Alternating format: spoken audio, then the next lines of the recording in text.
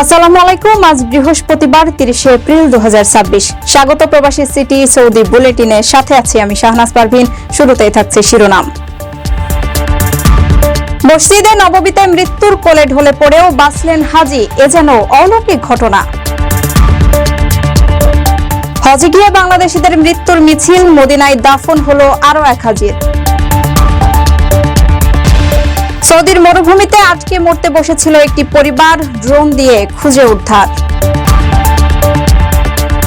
পবিত্র কাবার নিদর্শন দিয়ে মসজিদ গড়েছিলেন এপস্টেইন, চাঞ্চল্যকর তথ্য ফাঁস।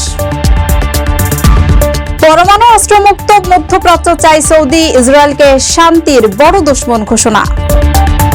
দর্শক, দেখছিলেন শিরোনাম, এবারে পুরো খবর। প্রবাসীদের জন্য নির্মাণ হচ্ছে দেশের প্রথম স্মার্ট সিটি, যেখানে থাকছে স্কুল, মসজিদ, হাসপাতাল, সুইমিং পুল, হেলিপ্যাড, পাঠাগার, জিম, সুপারমার্কেট, শিশু পার্ক সহ সকল নাগরিক সুবিধা। মাত্র 30 লাখ টাকা বিনিয়োগে মিলছে আকর্ষণীয় ফ্ল্যাট। প্লাটিনাম ইনভেস্টরদের জন্য ঢাকা বিমানবন্দরে ভিআইপি প্রোটোকল সুবিধা। বিস্তারিত জানতে যোগাযোগ করুন স্ক্রিনে দেয়া হোয়াটসঅ্যাপ অথবা ইমো নাম্বারে। পবিত্র মসজিদে নববীর প্রাঙ্গণে হৃদযন্ত্রের ক্রিয়া বন্ধ হয়ে মৃত্যুর কোলে ঢলে পড়া এক হাজি নতুন জীবন ফিরে পেয়েছেন। বুধবার ভোরে 54 বছর বয়সী এক ইন্দোনেশীয় হাজি কার্ডিয়াক অ্যারেস্টের শিকার হয়ে শ্বাস প্রশ্বাস ও হৃদস্পন্দন হারিয়ে ফেলেন। খবর পেয়ে বিশেষজ্ঞ মেডিকেল টিম ঘটনাস্থলে পৌঁছে যায় এবং তাদের নিরলস চেষ্টায় তার হৃদস্পন্দন আবার ফিরে আসে। অভাবনীয় এই ঘটনাকে অনেকেই অলৌকিক বেঁচে ফেরা হিসেবে অভিহিত করেছেন। পবিত্র মসজিদে নববীর দক্ষিণ দিকের প্রাঙ্গণে হৃদযন্ত্রের ক্রিয়া বন্ধ হয়ে মৃত্যুর কোলে ঢলে পড়েও এক প্রকার বেঁচে ফিরেছেন এক হাজি। সৌদি রেড ক্রিসেন্ট অথরিটির জরুরি উদ্ধারকারী দলের তাৎক্ষণিক ও দক্ষ তৎপরতায় নতুন জীবন ফিরে পেয়েছেন 54 বছর বয়সী ওই ইন্দোনেশীয় নাগরিক। বুধবার ভোরে চিকিৎসকদের অভাবনীয় দ্রুত সাড়ায় ওই পুণ্যার্থীর স্পন্দন ফিরিয়ে আনা সম্ভব হয়। সৌদি রেড ক্রিসেন্ট অথরিটির মদিনা অঞ্চলের মহাপরিচালক ডক্টর আহমেদ আল জাহরানি জানান, বুধবার ভোর 5:28 তাদের মেডিকেল ডিসপ্যাচ সেন্টারে এই জরুরি অবস্থার খবর পৌঁছায়। খবর পাওয়ার পর এক মুহূর্ত দেরি করেনি তারা। মাত্র 1 মিনিট 5 সেকেন্ড রেকর্ড সময়ের মধ্যে ঘটনাস্থলে পৌঁছে যায় একটি বিশেষজ্ঞ এমার্জেন্সি দল। সেখানে গিয়ে তারা দেখতে পান কার্ডিয়াক অ্যারেস্টের কারণে ওই ব্যক্তির শ্বাস প্রশ্বাস ও হৃদস্পন্দন পুরোপুরি বন্ধ হয়ে গেছে। পরিস্থিতির ভয়াবহতা বুঝতে পেরে উদ্ধারকারী দলটি অনুমোদিত চিকিৎসা প্রোটোকল অনুযায়ী ঘটনাস্থলে তাৎক্ষণিকভাবে জীবন বাঁচানোর লড়াই শুরু করে। তারা অত্যন্ত সতর্কতার সঙ্গে কার্ডিওপালমোনারি রিসাসিটেশন বা সিপিআর দেওয়ার পাশাপাশি অত্যাধুনিক চিকিৎসা সরঞ্জাম ব্যবহার করেন। তাদের এই নিরলস চেষ্টায় একসময় ওই পুণ্যার্থীর হৃদস্পন্দন আবার ফিরে আসে এবং তিনি প্রাণে বেঁচে যান। পবিত্র হজ পালন করতে গিয়ে সৌদি আরবে মোহাম্মদ শামসুল আলম নামে আরো এক বাংলাদেশি হজযাত্রীর মৃত্যু হয়েছে। 63 বছর বয়সী রংপুরের এই বাসিন্দা সরকারি ব্যবস্থাপনায় হজ পালনে গিয়ে অসুস্থ হয়ে পড়েন এবং চিকিৎসাধীন অবস্থায় তার মৃত্যু হয়। বুধবার ফজর নামাজের পর তাকে মদিনায় জান্নাত আল বাকিতে সমাহিত করা হয়েছে। এ নিয়ে চলতি বছর হজ পালন করতে গিয়ে মোট 7 জন বাংলাদেশি হজযাত্রী মারা গেলেন। সৌদি আরবে শামসুল আলম নামে আরও এক হজযাত্রী মারা গেছেন। গত 28 এপ্রিল সৌদি আরবের স্থানীয় সময় রাত 8টায় মারা যান তিনি। পরে বুধবার ফজর নামাজের পর মদিনার জান্নাত আল বাকিতে তাকে সমাহিত করা হয়। এ নিয়ে বুধবার পর্যন্ত 7 জন বাংলাদেশি হজযাত্রী মারা গেলেন, যাদের মধ্যে 5 জন মক্কায় আর বাকি 2 জন মদিনায় ইন্তেকাল করেন। শামসুল আলম রংপুর জেলার কোতোয়ালি মেট্রো থানার ভোগীবালাপাড়ার বাসিন্দা।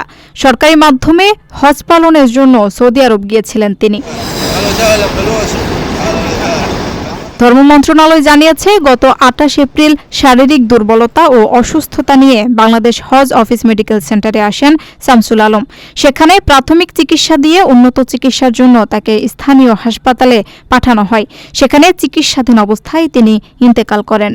সৌদি আরবে পবিত্র হজ পালনের উদ্দেশ্যে এখন পর্যন্ত মোট 98টি ফ্লাইটে দেশটিতে পৌঁছেছেন 39,394 জন বাংলাদেশি হজযাত্রী। এদের মধ্যে সরকারি ব্যবস্থাপনায় 4,031 জন ও বেসরকারি ব্যবস্থাপনায় 35,323 জন হজযাত্রী সৌদি গেছেন।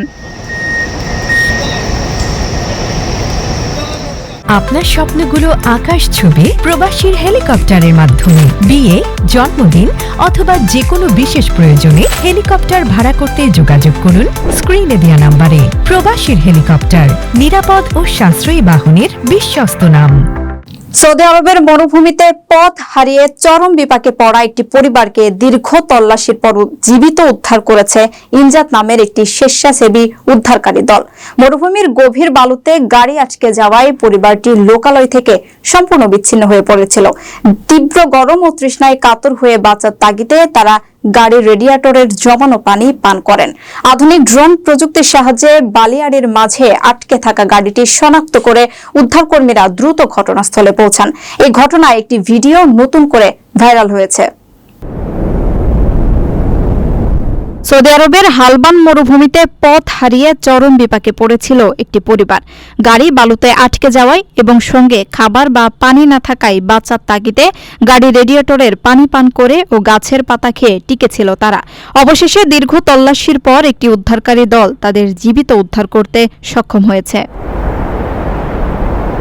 জানা যায়, মরুভূমির বিস্তীর্ণ ও বৈরী পরিবেশে পরিবারটি দিগ্ভ্রান্ত হয়ে পড়েছিল। এক পর্যায়ে তাদের ব্যবহৃত গাড়িটি মরুভূমির গভীর বালুতে আটকে গেলে তারা লোকালয় থেকে সম্পূর্ণ বিচ্ছিন্ন হয়ে পড়ে।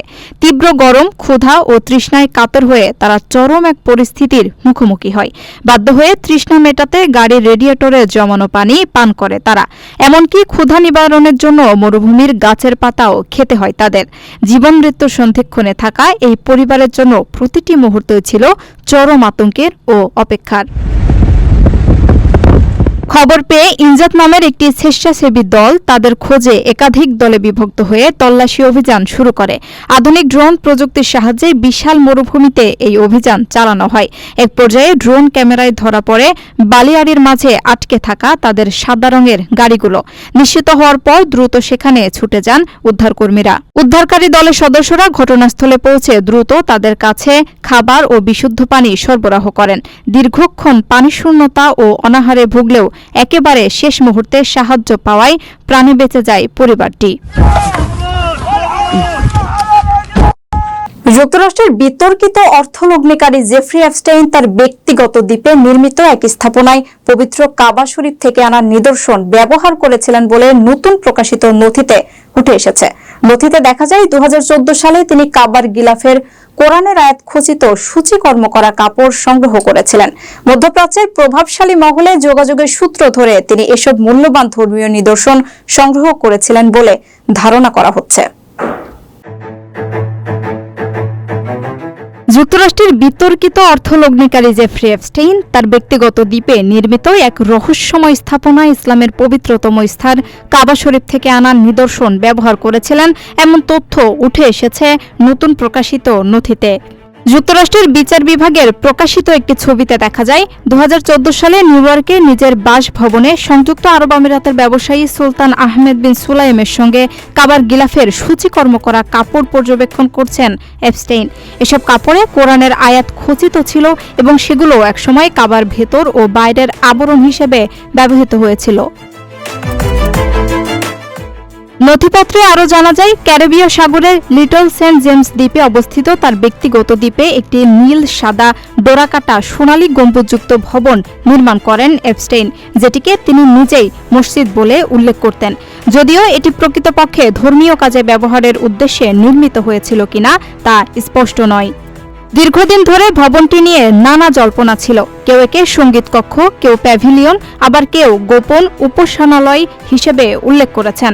তবে ইমেইল ও যোগাযোগে নথি বিশ্লেষণে এটির নকশা ও সজ্জায় ইসলামী স্থাপত্যশৈলীর প্রভাব স্পষ্ট হয়ে ওঠে। নথিতে বলা হয়, এপস্টাইন মধ্যপ্রাচ্যের প্রভাবশালী মহলে বিস্তৃত যোগাযোগ গড়ে তুলেছিলেন। এর সূত্র ধরে তিনি সৌদি যুবরাজ মোহাম্মদ বিন সালমানের সঙ্গে সাক্ষাৎ করেন এবং তার আর্থিক উপদেষ্টা হওয়ারও চেষ্টা করেন। এই সম্পর্কগুলোর মাধ্যমেই তিনি কাবার গিলাফ সহ বিভিন্ন মূল্যবান ধর্মীয় নিদর্শন সংগ্রহে সক্ষম হন বলে ধারণা করা হচ্ছে। প্রবাসীদের জন্য নির্মাণ হচ্ছে দেশের প্রথম স্মার্ট সিটি, যেখানে থাকছে স্কুল, মসজিদ, হাসপাতাল, সুইমিং পুল, হেলিপ্যাড, পাঠাগার, জিম, সুপারমার্কেট, শিশু পার্ক সহ সকল নাগরিক সুবিধা। মাত্র 30 লাখ টাকা বিনিয়োগে মিলছে আকর্ষণীয় ফ্ল্যাট। প্লাটিনাম ইনভেস্টরদের জন্য ঢাকা বিমানবন্দরে ভিআইপি প্রোটোকল সুবিধা। বিস্তারিত জানতে যোগাযোগ করুন স্ক্রিনে দেয়া হোয়াটসঅ্যাপ অথবা ইমো নম্বরে। মধ্যপ্রাচ্যকে পরমাণু অস্ত্রমুক্ত করার জোর দাবি জানিয়েছে সৌদি আরব এবং এক্ষেত্রে সবচেয়ে বড় বাধা হিসেবে ইসরায়েলকে চিহ্নিত করেছে রিয়াদ। নিউ ইয়র্কে জাতিসংঘের সদর দপ্তরে পারমাণবিক অস্ত্র বিস্তার রোধ চুক্তির এক পর্যালোচনা সম্মেলনে সৌদি প্রতিনিধি জানান, ইসরায়েল এখনো এই চুক্তিতে সই করেনি, যা আঞ্চলিক শান্তির জন্য মারাত্মক হুমকি স্বরূপ। মধ্যপ্রাচ্যকে পরমাণু অস্ত্রমুক্ত করার জোর দাবি জানিয়েছে সৌদি আরব। একই সঙ্গে তারা জানিয়েছে এক্ষেত্রে সবচেয়ে বড় বাধা ইসরায়েল, কারণ দেশটি এখনো পারমাণবিক অস্ত্র বিস্তার রোধ চুক্তি এনপিটিতে সই করেনি। এর পাশাপাশি গাজায় অবিলম্বে যুদ্ধবিরতি কার্যকর এবং 1967 সালের সীমান্তের ভিত্তিতে একটি স্বাধীন ফিলিস্তিন রাষ্ট্র প্রতিষ্ঠারও জোরালো আহ্বান জানিয়েছে রিয়াদ। নিউ ইয়র্কে জাতিসংঘের সদর দপ্তরে পারমাণবিক অস্ত্র বিস্তার রোধ চুক্তির 11তম পর্যালোচনা সম্মেলনে সৌদি আরবের স্থায়ী প্রতিনিধি ড আব্দুল আজিজ আল ওয়াসেল এসব কথা বলেন। তিনি জানান, বিশ্বব্যাপী পরমাণু অস্ত্র বিস্তার রোধের মূল ভিত্তি হল এই চুক্তিটি। নিরস্ত্রীকরণ, বিস্তার রোধ এবং পারমাণবিক শক্তির শান্তিপূর্ণ ব্যবহার, এই 3 স্তম্ভের মধ্যে ভারসাম্য বজায় রাখা অত্যন্ত জরুরি। তিনি পরমাণু শক্তিধর রাষ্ট্রগুলোকে তাদের বাধ্যবাধকতা পূরণের আহ্বান জানিয়ে বলেন, পারমাণবিক অস্ত্রের ব্যবহার ঠেকানোর একমাত্র উপায় হল এগুলো সম্পূর্ণ ধ্বংস করে ফেলা। এছাড়া কোনো বাতিল শর্ত ছাড়াই সদস্য রাষ্ট্রগুলো শান্তিপূর্ণ কাজে পারমাণবিক শক্তি উন্নয়নের অধিকারের বিষয়টিও তিনি জোরালোভাবে তুলে ধরেন। ফিলিস্তিন ইস্যুতে রিয়াদ যে কোনো ধরনের সংঘাত বৃদ্ধির বিপদের বিষয়ে বিশ্ব সম্প্রদায়কে সতর্ক করেছে। ফিলিস্তিন ও লেবাননে ইসরায়েলি হামলা তীব্র নিন্দা জানানোর পাশাপাশি জেরুজালেম এবং এর পবিত্র ইসলামী স্থাপনাগুলোর আইন ও ঐতিহাসিক মর্যাদাগুলোর পরিবর্তনের যে কোনো অপচেষ্টা প্রত্যাখ্যান করেছে সৌদি।